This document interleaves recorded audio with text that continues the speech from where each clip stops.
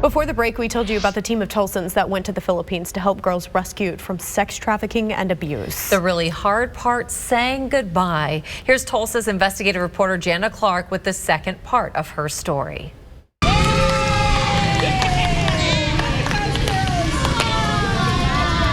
When I went to the Philippines last year, I told you the girls' home needed a sprinkler system. Since then, you came through in a big way. Donations poured in. Now, this new sprinkler and fire safety system's installed throughout the house. It's safer, for one, because now it's sprinklered where all the bedrooms and living areas are. And it means more girls can move into the home.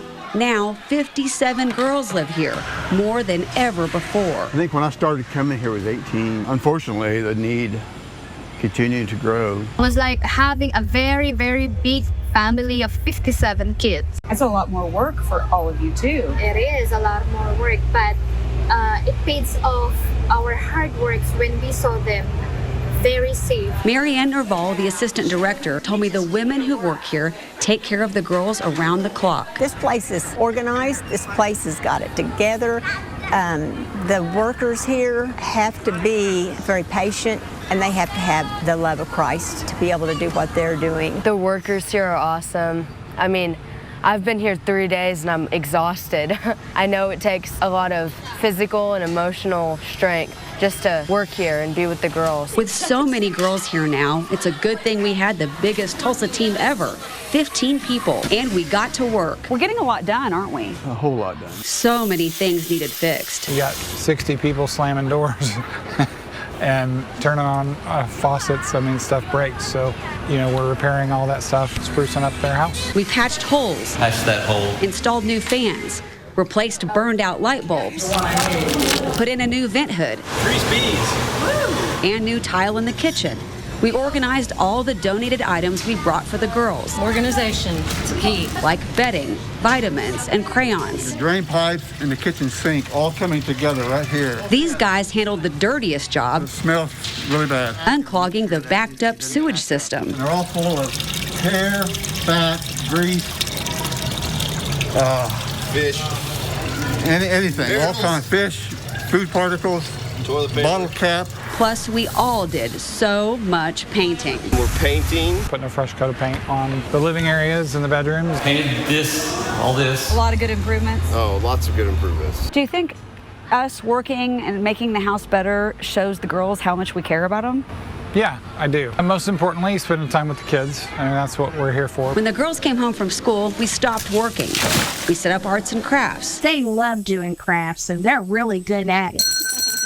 We cooked with the girls and made special treats like brownies and cinnamon rolls. We ate dinner with them, everything from Filipino food to meatloaf and mashed potatoes. Thank you. And one night, we even ordered Papa John's pizza. Pepperoni. We played board games. We played sports outside, like softball and volleyball. We even did Zumba with the girls. One day, we took them all swimming. That was a huge deal to them. I realized, though, it didn't really matter what we were doing. They just craved the one-on-one time with us. Like this girl showed my mom a bug. What is that thing? We call it. No, grandma, hold it, grandma. And a girl showed me this strange plant I'd never seen. Can you tell me what happens? When you touch it, it will close. It withers away when you touch it. It closes? Yeah, that's why it's called namakahiya. Whether the little things or big things, it's the time together they long for the most. They've only known me for a few days already, and they're already saying, I love you.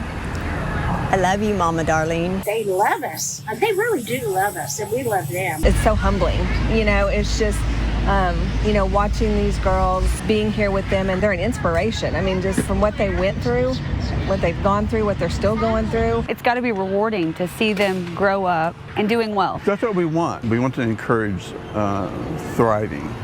Not just surviving, but thriving. Do you think the Butterfly Project is a special place? It is, for sure. The Butterfly Project teaches them so much about just how to live life. A place like this can transform girls into who they're becoming. There is absolutely no way, I don't think, that these girls could go from the place they have been to the place that they are now in their lives without God stepping in. I'm excited for the future of coming back and doing more and more and more. What do you think it really means to them that we come back? They feel that they are important, that people are coming back to see them, to meet them, because they are loved. Then came the hard part. This is always the hard part. I know.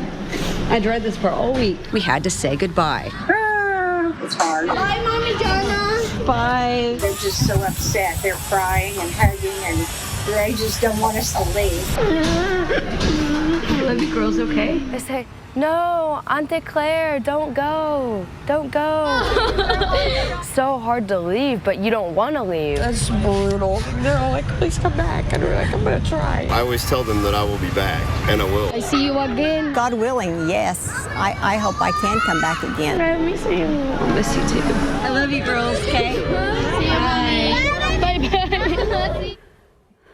It was so hard to say goodbye. Harder this year, I think, than ever before. It is incredible how much you bond with the girls. I hope I can go back and see them again, too.